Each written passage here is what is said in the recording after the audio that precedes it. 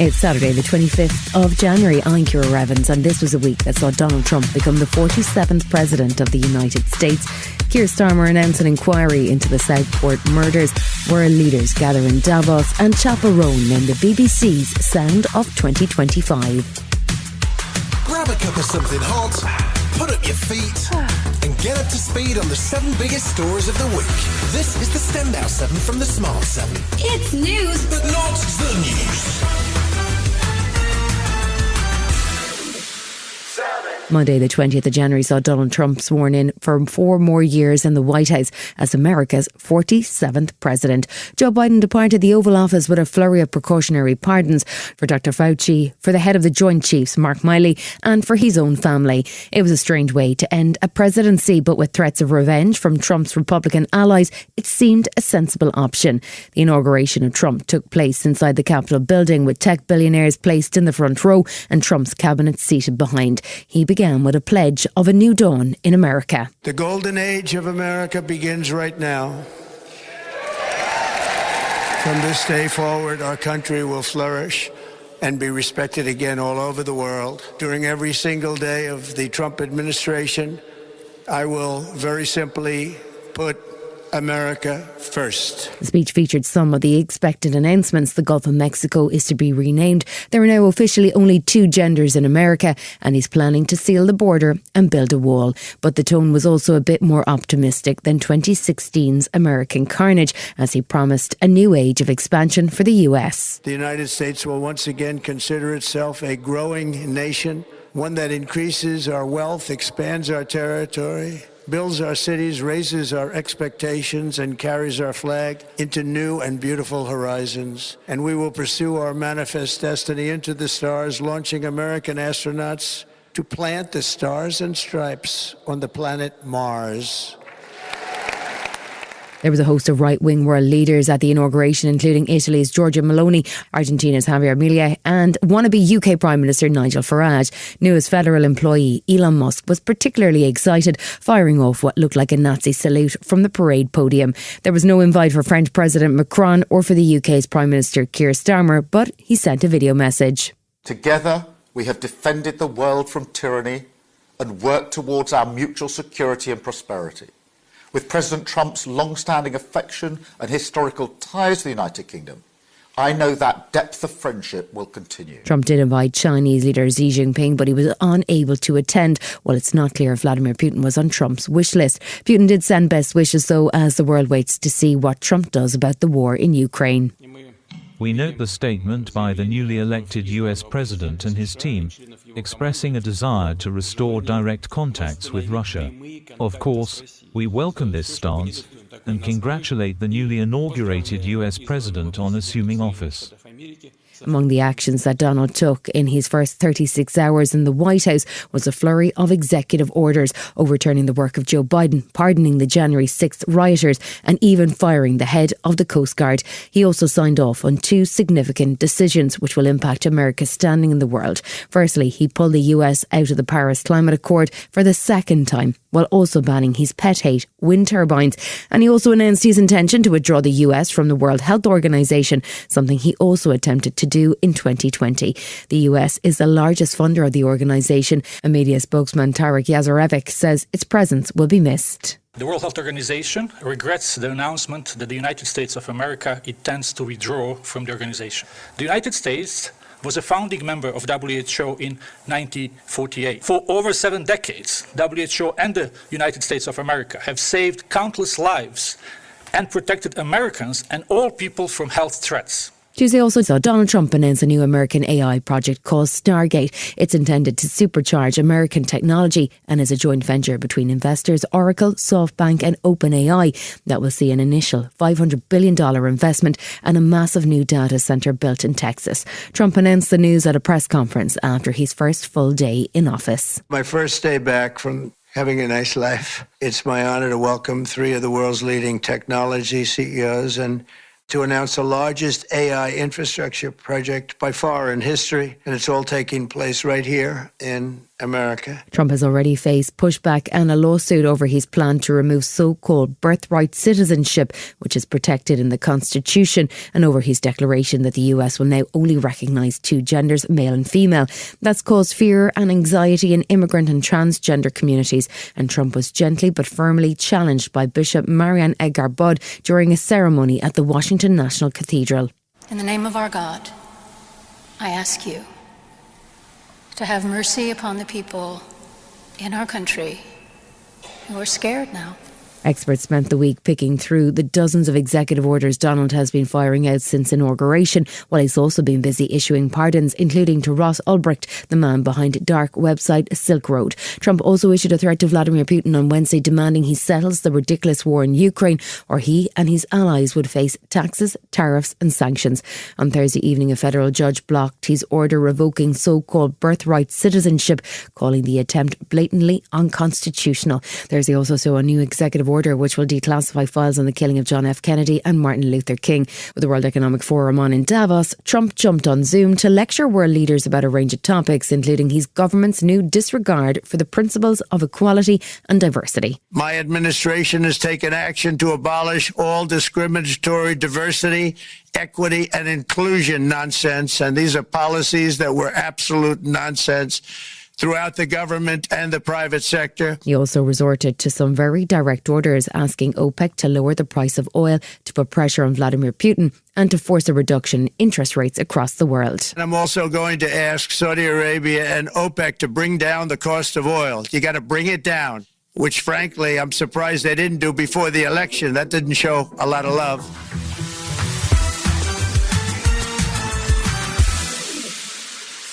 Monday had seen Axel Rudakubana plead guilty to the murder of 3 young girls at a Taylor Swift-themed dance class in Southport last July. His guilty plea meant that a criminal trial did not have to proceed, so UK Prime Minister Keir Starmer addressed the details of the case in a press conference on Tuesday morning. He revealed that the killer had been flagged multiple times by an anti-radicalisation programme Prevent, but no action had been taken, and he announced a full public inquiry. The tragedy of the Southport killings must be a line in the sand for Britain. We must make sure the names of those 3 young girls are not associated with the vile perpetrator, but instead with a fundamental change in how Britain protects its citizens and its children.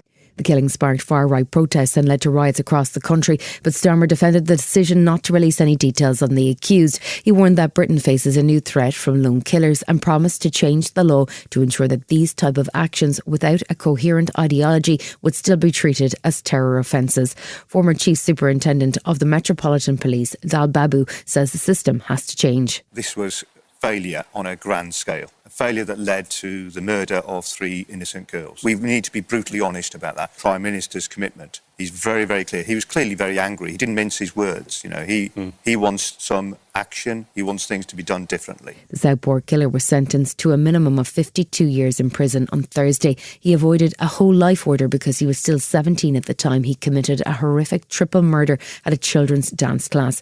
The judge, Mr Justice Julian Goose, speaking at Liverpool's Crown Court, described the killings as ferocious and savage and said the likelihood is Alex Rudakubana will never be released. I'm sure that Rudakubana had a settled and determined intention to carry out these offences, and that had he been able to, he would have killed each and every child, all 26 of them, as well as any adults who got in his way. Despite the fact that his parents had called the police about 4 times and that he had been caught carrying a blade on a bus, no action had been taken by authorities. A full inquiry has been ordered by Prime Minister Keir Starmer. Merseyside Police Chief Constable Serena Kennedy paid tribute to the 3 victims and thanked her officers for their work on what was a difficult case to police. This is the most harrowing and large-scale investigation the force has ever dealt with. And I'm incredibly proud of the way in which the investigation team have painstakingly assessed everything and put the prosecution file together.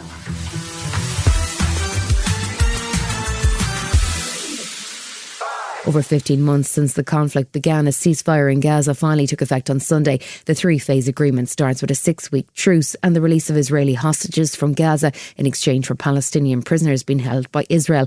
It'll also see Israeli forces begin to withdraw from Gaza and more humanitarian aid flowing into the Strip. For more than 2 million Palestinians in Gaza, it's a much-needed reprieve. But it almost didn't happen at all, with Israeli PM Netanyahu threatening to pull out during talks at the last minute. If we need to resume fighting, we will do that in new ways, and we will do it with great force. Both Trump and Biden gave full backing to Israel's right to return to fighting, if Israel concludes that these negotiations are fruitless.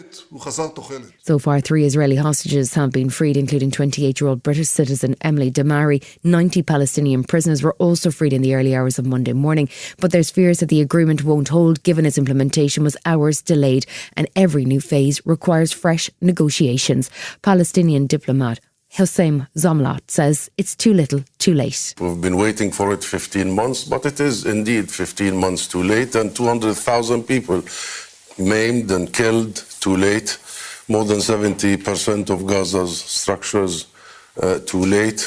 I dread the day I go back to Gaza to see the magnitude of the destruction. Monday saw thousands of displaced Palestinians begin returning to their homes as the ceasefire between Israel and Hamas became a reality. Many of those returning found only rubble where their neighbourhoods once were, and the search begins for over 10,000 people missing but believed dead. There was a dramatic increase in aid trucks allowed into Gaza, with over 600 arriving from Sunday evening onwards. Chair of the International Rescue Committee, David Miliband, has warned that it could take some time for enough aid to get through as looting continues and armed gangs prey on aid convoys. Sharon Haskell, Israel's Deputy Foreign Affairs Minister, was also warning that from Israel's point of view, there is no commitment to continue beyond the current 6-week peace plan. Finally, some of the international pressure is being pushed towards the party that actually needs to have that international pressure. And I hope with this pressure, we will actually be able to negotiate a continuation to that.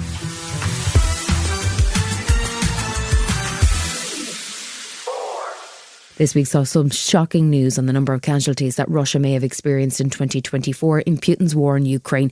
Ukrainian Armed Forces Commander-in-Chief Oleksandr Syrskyi said on Monday that Russia had suffered over 430,000 casualties in the last 12 months, including 150,000 deaths. The numbers are higher than Western analysts estimated, and the commander didn't offer any Ukrainian casualty figures. But former US Ambassador Kurt Volker says that it's a reflection of the toll the war has taken on Russia. They don't have enough soldiers, they don't have enough equipment, and they're not making much ground. And I think Trump putting the pressure on Putin to stop the war will probably produce some results this year. Ukraine was the focus of many of the conversations at the World Economic Forum in Davos this week, but this year's attendance list is somewhat reduced by the rush of world leaders to Donald Trump's Washington inauguration. Ukrainian President Zelensky spoke on Tuesday and was focused on his European allies, urging them to stand up to Russian aggression and to commit to a peacekeeping force that would see NATO boots on the ground in Ukraine. He was also pushing back against Putin's demand that Ukraine's army be reduced by 20% of its current level. We plus Europe's are an army that can not only stand and defend its borders but also get Putin a way out. And he understands it the fastest path to press on the United States so Ukraine does not join NATO and reduces the pressures on all our lives. This is what he wants. Donald Trump tried a few different tactics this week as he attempted to bring Vladimir Putin to the table in a bid to end the war. He threatened Russia with tariffs, taxes and sanctions, and then pushed for OPEC numbers to drop the price of oil, which is intended to put further pressure on Russia's finances. He's also calling for NATO members to up their spend to 5% of GDP or face pressure from the US. That's a big jump from the 2 to 2.5% most NATO countries are currently committed to. NATO Secretary General Mark Rutte said it's clear that European nations do need to prepare for a new reality. The problem is not Trump or the US, the problem is Europe. The problem is Europe because at the moment we are not spending enough. We are under the US umbrella here and not paying enough for that. And with the present level of spending, we will not keep ourselves safe. Still to come in the Standout 7, Prince Harry scores a major legal victory and Kid Rock gets awkward. Right after this. Welcome back.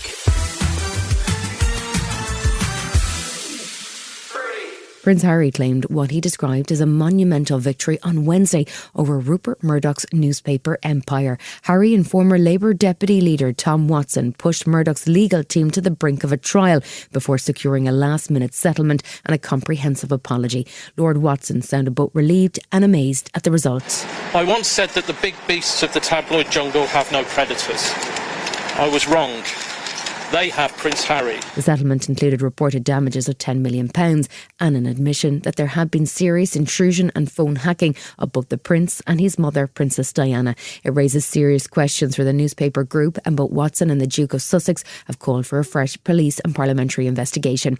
Harry's lawyer, David Sherborne, spoke outside the court. The truth that has now been exposed is that Newsgroup newspapers unlawfully engaged more than 100 private investigators over at least 16 years on more than 35,000 occasions.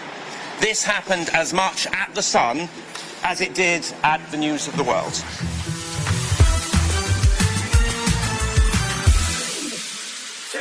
With Donald Trump's second inauguration taking place on Monday, we all expected there would be awkward moments, and there was plenty. Donald air-kissing Melania, who wore a hat that the Hamburglar would have been proud of, Elon Musk gurning on the podium as Trump mentioned Mars, and plenty more. But the absolute most embarrassing moment happened live on the BBC as longtime Trump fan Kid Rock was interviewed by the always professional Katrina Perry. She referred to how cold it was and the fact she was wrapped up as if she was going skiing, and that was all the opening that Captain Creepy needed. I'd love to go skiing. You sound sexy. You want to go with me? Well, we won't get into that right here. So we've got a day of broadcasting to do. But Kid Rock, thank you so much for joining us here on BBC News.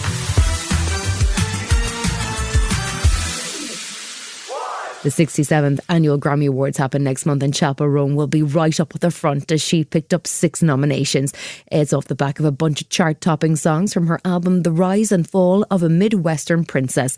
But now she's all over the radio. She's not changing her approach. One of the few openly queer pop stars, she has been outspoken about fan behaviour and paparazzi. Just named as BBC Radio 1 Sound of 2025, she told the station that her absolute favourite thing is the chaos she can see from the stage when she plays Pink Pony Club live. It's always some shit going down, some bitch throwing up, some girl. I say it's Pink Pony Club theme, will not dress up that theme. I look out, there is a child on someone's shoulders, someone being carried over the barricade, and then I look out and I see queer joy. It all exists in the same GA pit.